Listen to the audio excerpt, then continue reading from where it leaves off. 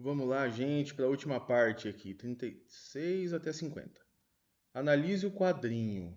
Vamos dar a cor aqui. Gasolina 2,80, ar grátis. A mobilidade dentro das cidades é um tema central, bababá, diante dos fatos que o uso de combustíveis fósseis e de carros particulares podem trazer. Ele quer saber o que o quadrinho apresenta. Eles adoram encher vocês de texto. O quadrinho apresenta uma alternativa de transporte que, além de possibilitar ao indivíduo a prática de exercício físico, que bicicleta, é economicamente mais vantajosa, porque é grátis. Letra A. Olha as outras letras, igualmente prejudiciais. Uma visão sobre carros e bicicletas que associa. Não está falando de enfrentamento de crise ambiental. Ainda mais se for falar de bicicleta. Aqui na dele fala que é inadequado. Bicicleta é adequado, mas mesmo carro depende. Só tá falando para se puder usar mais bicicleta. E meios de transportes coletivos. Qual que é aí que é coletivo? Percebe? Então olha aí as que eu risco que são absurdos. 37. Transporte no Rio, Ribeira. Pequenas travessias locais. O que que ele quer saber? A velocidade de uma embarcação em relação às margens do rio, gente, aumenta se estiver no mesmo sentido que a correnteza e diminui se quando está no sentido contrário. Simples, não complica mais que isso. 38. Transformação de energias. Já caiu demais, né? Ele fala aqui que ao pedalar à noite tem esse mecanismo aqui, ó, que acende uma luz. Ela é alimentada por um gerador. Então, quando você está pedalando, girando a roda, você está usando energia mecânica, né? Mecanicamente você está girando ela com as pernas. Essa energia vai lá para o gerador, ó, para se transformar em energia elétrica e iluminar a lâmpada, energia luminosa. Letra E. Nada demais. Isso aqui é igual aquela árvore de Natal de antigamente, quando tinha era ligação em série. Queimava uma lâmpadazinha, todas apagavam. Por quê? Porque você interrompe o circuito, né? Se você interromper o circuito, não tem como. O que ele está falando aqui? Nesse modelo, que é o da questão anterior, se uma das lâmpadas queimar, às vezes demais lâmpadas apagam. Porque a corrente vai parar em algum lugar aqui, ó. Ela não vai conseguir continuar no circuito. Se fosse, lembra, isso aqui é um circuito em série. Circuito em paralelo, se queimar uma, aí já não tem nada a ver com a outra. Digamos que fosse em paralelo. Tivesse uma lâmpada aqui. Se queimar aqui, não influencia aqui, ó, na passagem da corrente em cima. Então, em paralelo, não apagariam. Mas como está em série, apaga. Tá bom? Vamos lá. 40. O aumento do transporte marítimo, ele fala basicamente nesse texto que as embarcações aí produzem sons por navios, equipamentos, sonares, e as baleias se comunicam por som. Então, quando você põe essa poluição sonora lá no mar, você pode sim atrapalhar a comunicação complexa das baleias. Mas por quê? Que fenômeno que está fazendo? Esses sons estão interferindo, é uma interferência, né? 40 letra E, o som lá do navio está interferindo. 41. Comunicação sonora é amplamente utilizada por animais marinhos e também por tecnologias desenvolvidas pelo ser humano, pois as ondas sonoras, e agora? Elas precisam de um meio material. Não precisa? No vácuo não se propaga. E isso eu não sei se vocês sabiam, mas elas se propagam com maior velocidade na água. Um meio mais denso ali para elas se propagarem. Então, letra B de bola. 42, nem tiveram criatividade aqui, ó. Velocidade média de novo. Dessa vez, eles deram a velocidade média para você substituir aqui na fórmula e a distância para você substituir aqui na fórmula. Vamos lá, ele quer em minutos. Tudo bem, mas aqui está em quilômetros e está em metros por segundo. Você pode usar aquela história de multiplica ou divide por 3,6, mas vamos deixar tudo no mesma coisa, em metro por segundo, porque segundo para minuto é tranquilo. Ó, 5 metros por é dividido por segundo. 12 quilômetros, 12 mil metros. Só sobrou uma incógnita. Você troca o ΔT com 5 de lugar, porque multiplica em cruz. ΔT, é tempo, vai ser 12.000 dividido por 5, que é 2.400 segundos, mas ele quer em minutos nas questões. Um minuto, gente, tem 60 segundos, então 2.400 tem 2.400 dividido por 60, dá 40 minutos. Letra C. Ó, note, repare que a resposta está em minutos. Na fórmula, você deixa sempre na mesma unidade, metro e metro, tá bom?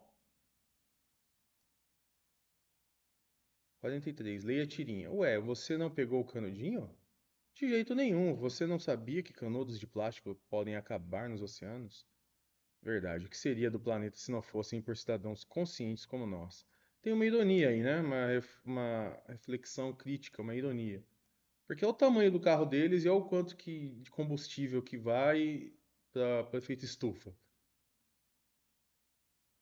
Então, ele pergunta: a ironia presente no último quadrinho sugere que as pessoas valorizam atitudes ambientais simbólicas, como o canudo, mas ignoram outros hábitos que também geram impactos ambientais. Olha o tamanho do carro. Eu risquei os absurdos. 44. Os transportes públicos são ambientes propícios à disseminação de doenças infecciosas.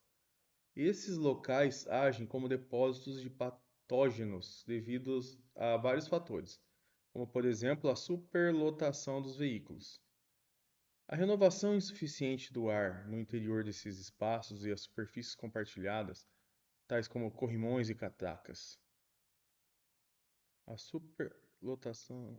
Esses locais agem como depósitos de patógenos devido a vários fatores. Tais como corrimões. Tá bom. Esses fatores favorecem a disseminação de doenças respiratórias nos transportes públicos. Por quê? Cuidado com a cabelo. Transformam os corrimãos e as catracas em verdadeiros reservatórios de anticorpos, gente. Não, né? Anticorpo é o que você produz quando o seu corpo entra em contato com o vírus aí, né? Talvez reservatórios de vírus, mas de anticorpos nada a ver, né? Olha, acarretam um acúmulo de aerossóis infectantes, que são partículas microscópicas capazes de permanecer suspensas no ar por algumas horas. Exatamente.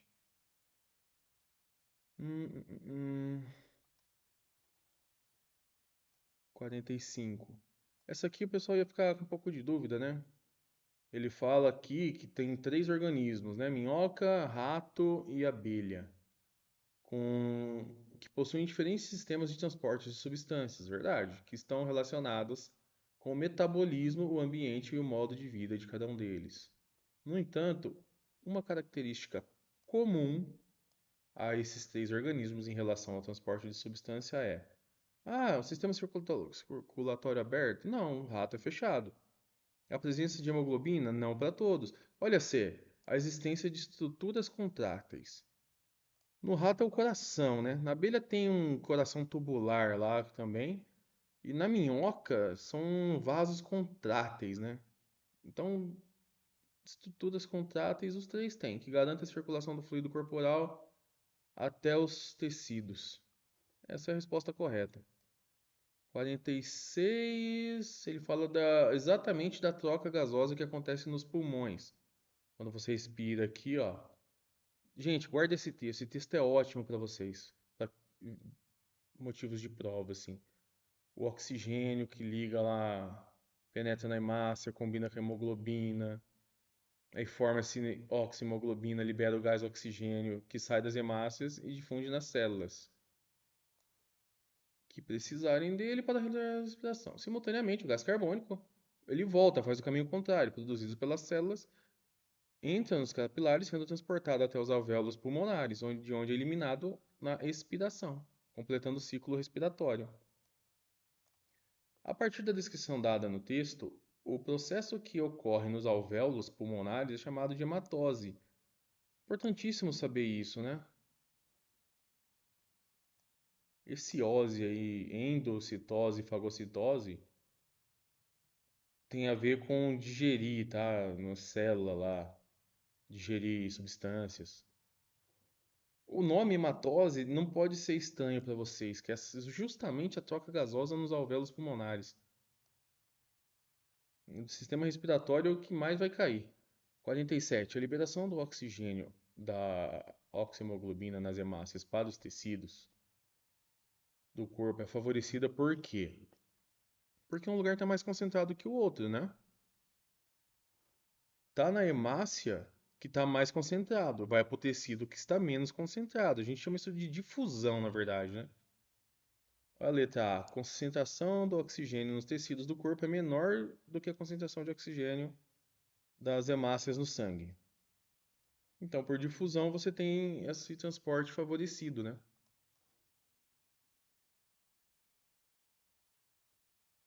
Vamos para 48. A conservação dos alimentos. O que importa é esse trecho aqui, ó. Gente, ele falou aqui, ó, transporte passivo de substâncias através das membranas plasmáticas. Ele está perguntando para você justamente sobre osmose.